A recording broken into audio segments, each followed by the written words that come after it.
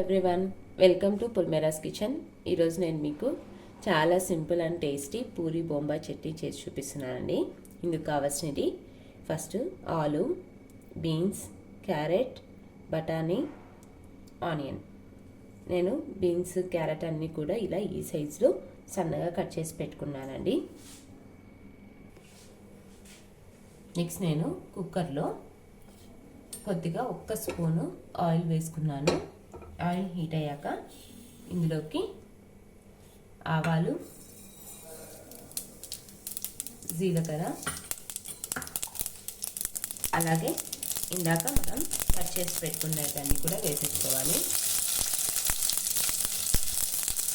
చూడండి, ఇలా ఆనియన్స్, బఠానీ, ఆలు అన్నీ వేసుకుంటున్నాను.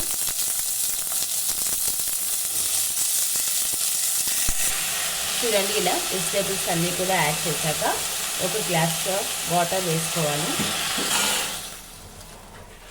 ఇలా 1 గ్లాస్ వాటర్ వేసేసుకొని మనము లిడ్ క్లోజ్ చేసుకొని 1 విజిల్ వచ్చేదాకా పెట్టేసుకోవాలి.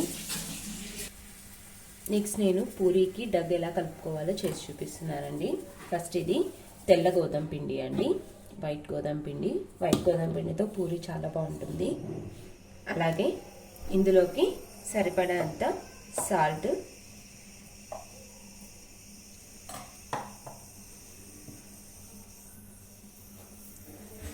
ఒక 1/2 స్పూన్ షుగర్,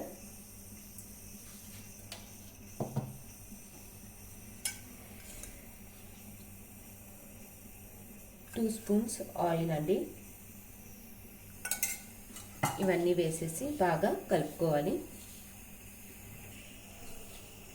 నెక్స్ట్ ఇందులోకి కొద్దిగా వాటర్ యాడ్ చేసుకొని పిండి అనేది పూరి కాబట్టి గట్టిగా కలుపుకోవాలండి. తెల్ల గోధుమ పిండి, సో గట్టిగా కలుపుకోవాలి, లేదంటే ఇది ఇంకా సాఫ్ట్ అయిపోతుంది. చూడండి, కొద్దిగా వాటర్ వేసుకొని ఇలా ఈ కన్సిస్టెన్సీలో మనం పిండి అనేది గట్టిగా కలుపుకొని కొద్దిగా ఆయిల్ అప్లై చేసేసుకొని మనము పిండి అనేది ఒక 10 మినిట్స్ పక్కన పెట్టేసుకోవాలి. చూడండి, నెక్స్ట్ బొంబాయి చట్నీకి మనం ఆల్రెడీ వెజిటేబుల్స్ కుక్ చేస్తున్నాం కదా కుక్కర్లో. నెక్స్ట్ నేను మిక్సీ జార్లోకి పచ్చిమిర్చి తీసుకున్నాను, అలాగే సరిపడంత సాల్ట్ యాడ్ చేస్తున్నాను. పచ్చిమిర్చి, ఇలా సాల్ట్, ఇవి 2 పేస్ట్ చేసుకోవాలి. చూడండి, నెక్స్ట్ ఇలా మనం మిక్సీ జార్లో పచ్చిమిర్చి, ఉప్పు వేసుకొని ఇలా పేస్ట్ చేసేసుకున్నాను. నెక్స్ట్ నేను చిన్న గిన్నెలో ఇలా 2 టేబుల్ స్పూన్స్ శనగపిండి తీసుకున్నాను. శనగపిండిలోకి ఈ పచ్చిమిర్చి పేస్ట్ అంతా కూడా యాడ్ చేసేస్తున్నాను. ఆల్రెడీ ఇందులో సాల్ట్ వేసుకున్నాం కాబట్టి ఇంకా సాల్ట్ కూడా ఏం అవసరం లేదు. కొద్దిగా వాటర్ వేసుకుంటున్నాను.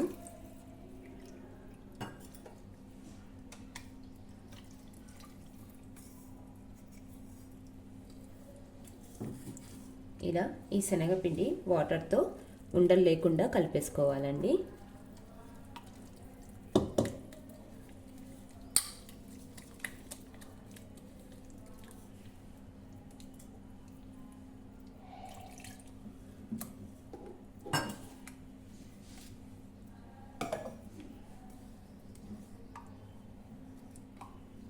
ఇలా వాటర్లో ఇలా ఈ కన్సిస్టెన్సీలో ఉండలు లేకుండా కలుపుకొని ఇందులోకి కొద్దిగా పసుపు కూడా యాడ్ చేస్తున్నాను.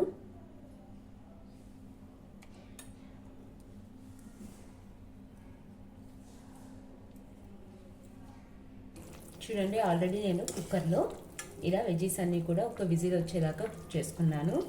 ఇప్పుడు మనము కలుపుకున్న శనగపిండి అంతా కూడా ఇందులోకి యాడ్ చేసేసేయాలి.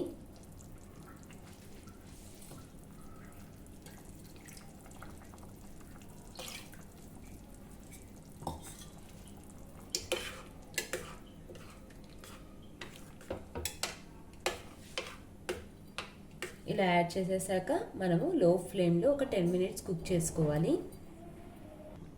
చూడండి, ఇలా లో ఫ్లేమ్లో మనము బొంబాయి చట్నీ అనేది కుక్ చేసుకోవాలి. ఇలా కలుపుతూ కింద అడుగంటకుండా పచ్చివాసన వెళ్ళేదాకా కూడా మనము బాగా కుక్ చేసుకోవాలి. ఇందులోకి సన్నగా కట్ చేసుకున్న కొత్తిమీర, కరివేపాకు కూడా యాడ్ చేసేసుకోవాలి.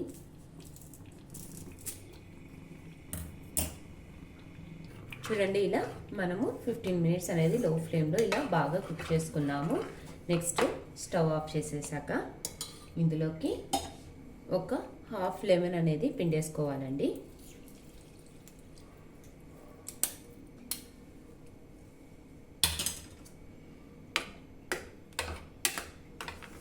ఇలా హాఫ్ లెమన్ పిండేసుకొని బాగా కలుపుకోవాలి. చూడండి ఇలా హాఫ్ లెమన్ కూడా వేసుకున్నాక మనకి పర్ఫెక్ట్ బొంబాయి చట్నీ అనేది రెడీ అయిపోతుందండి. మనం ఆల్రెడీ పూరి పిండి అనేది కూడా ఇలా తడిపేసి పెట్టుకున్నాం కదండి. ఒక 15 మినిట్స్ తర్వాత చూడండి ఇలా గట్టిగా ఇలా సాఫ్ట్గా అయిపోతుంది పిండి అనేది కూడా. చూడండి నేను ఇలా చిన్న ఉండలుగా ఒక 4 తీసుకున్నాను. ఇలా చిన్న ఉండలతో మనము ఇది పొడి పిండి అండి, రైస్ ఫ్లోర్ బియ్యం పిండితో ఇలా పూరి అనేది తిక్కేసుకోవాలి.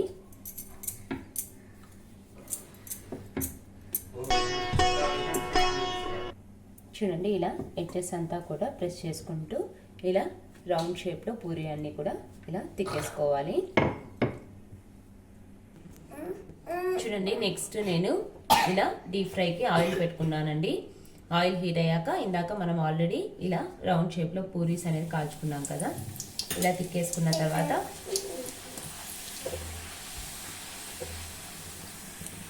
చూడండి మనం ఇలా షుగర్ వేసుకోవడం వల్ల మనకి పూరి అనేది కూడా చూడండి పర్ఫెక్ట్గా పొంగుతుంది.